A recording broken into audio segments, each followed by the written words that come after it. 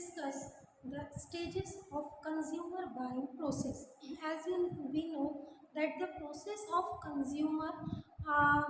behavior, ठीक है, consumer और मतलब जो उपभोक्ता होते हैं जब वो किसी भी प्रोडक्ट को या किसी भी सर्विसेज को परचेज करते हैं, मतलब उसको खरीदते हैं, तो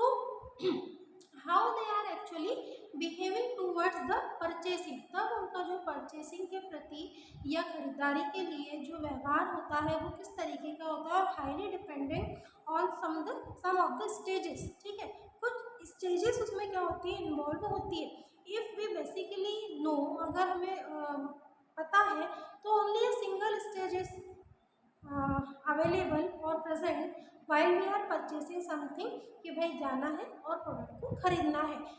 किसी से नहीं पूछना, कोई इन्फॉर्मेशन कलेक्ट नहीं करना, just you go to the shop because of you watch the particular advertisement on the television or you read somewhere else, you go to the shop and purchase it. This is only including the single stage of purchasing, but on some different mode,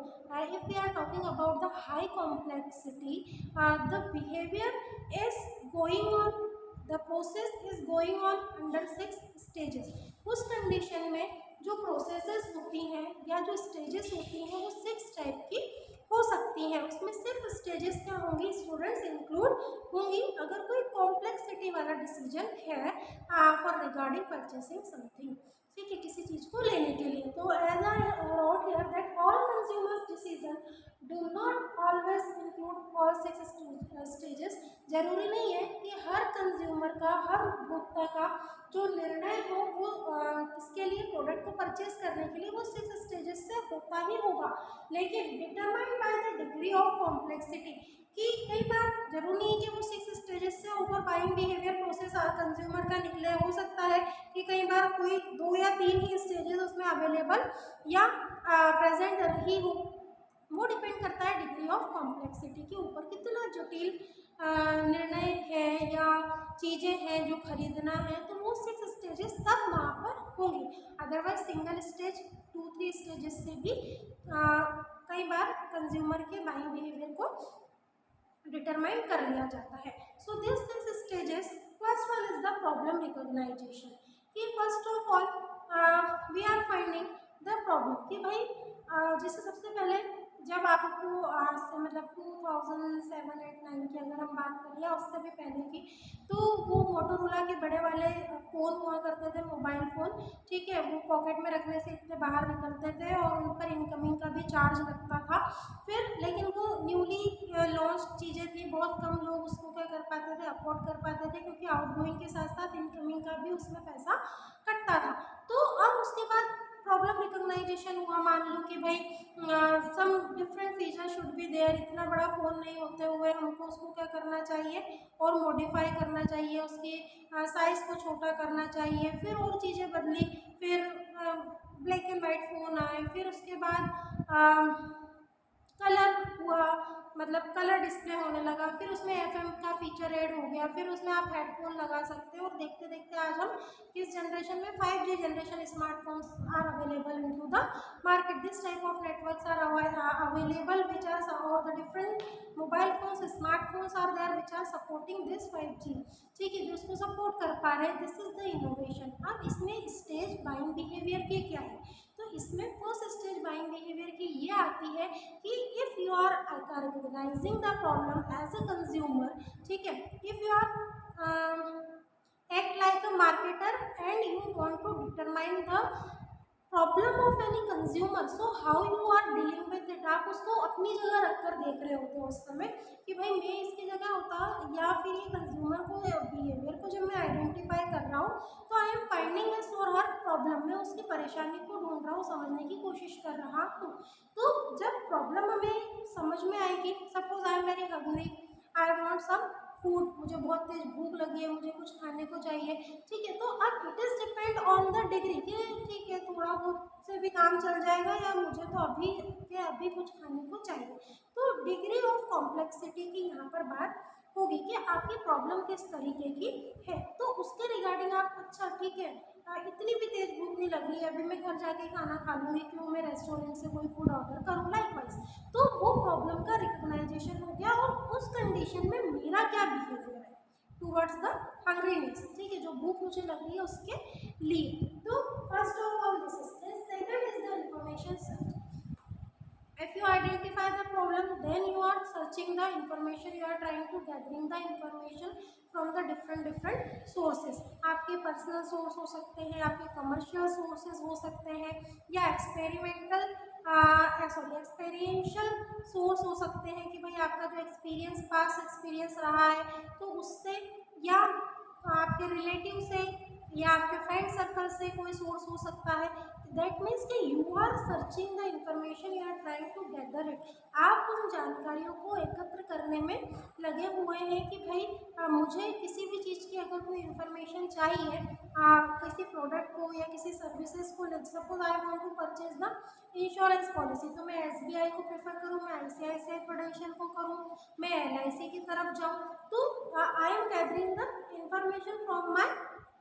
source है। अब वो personal source हो गई कि भाई LIC की policy उनके पास है, उनसे पूछते हैं क्या रिटर्न है ना। फिर कमर्शियल सोर्स हो गए, या फिर एक्सपीरियंशियल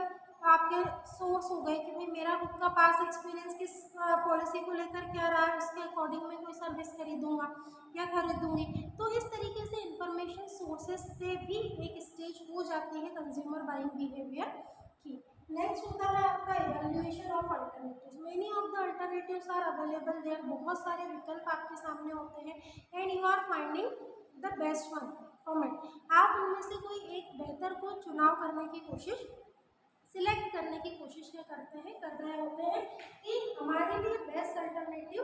क्या होगा। जो भी हम इवैल्यूएशन कर रहे हैं तो वो इवैल्यूएशन स्टूडेंट्स यहाँ पर हमारे अवेलेबल अल्टरनेटिव्स का है। Next one is the purchase decision. आप जो परचेज डिसीजन की बात करते हैं, finally we evaluate every alternatives, we find the best one कि भाई इससे अच्छा और कुछ नहीं हो सकता। Now we are taking the decisions regarding the purchase. अब हम मान लो कि अभी भाई ग्रेट इंडियन कौन सी सेल चल रही है, फेस्टिवल सेल है, पता नहीं कौन सी, अमेजन पे, फ्लिपकार्ट पे, मीशो पे, शॉप्सी पे, हर जगह, तो वहाँ से हमें क्या बेनिफिट मिल रहा है, मिंत्रा पे। तो ये परचेज डिसीजन कि भाई मैंने suppose I want to purchase the top loaded washing machine semi automatic, तो मैंने अमेजन पे सर्च किया, मैंने फ्लिपकार्ट पे सर्च किया, ठीक है, तो मुझे बेस्ट रिजल्ट या मुझे सेम प्राइस में या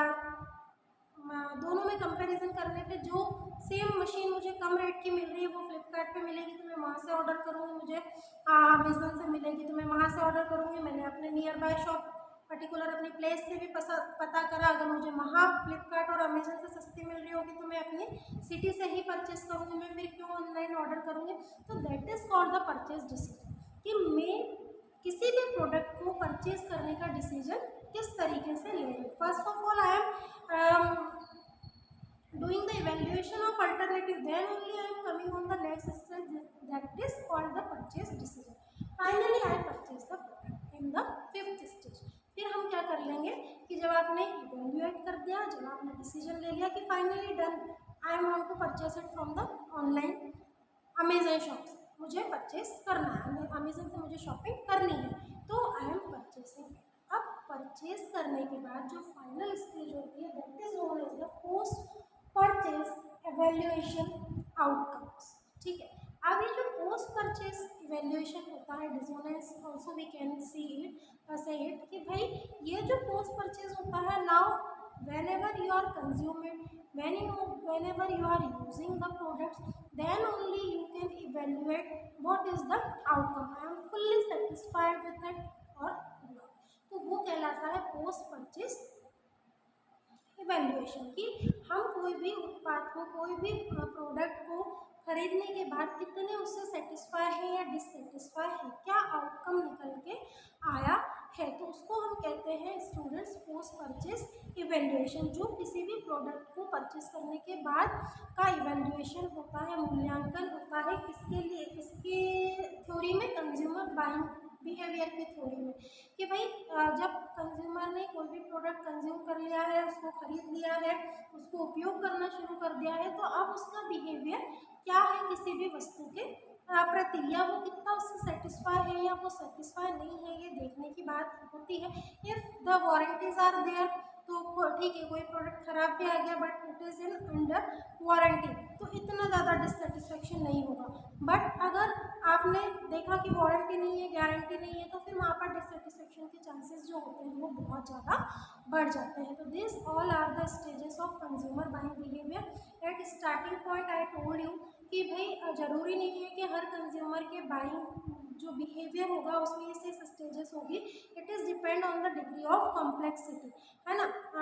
regarding to the consumer buying behaviour, जो डिग्री ऑफ कॉम्प्लेक्सिटी है कंज्यूमर बाइंग बिहेवियर के रिगार्डिंग ही होती है। Sometime the